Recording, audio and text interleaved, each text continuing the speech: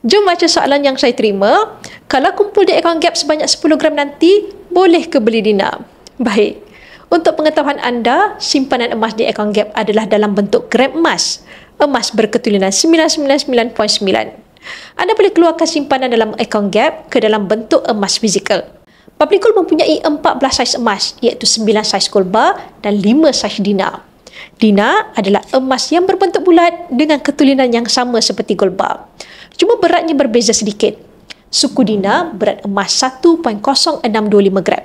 Setengah Dina berat 1.125 gram. 1 Dina berat 4.25 gram.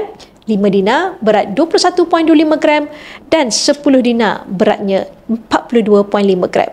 Untuk menjawab soalan, dengan 10 gram, anda ada pilihan untuk mengeluarkan suku Dina, setengah Dina atau 1 Dina.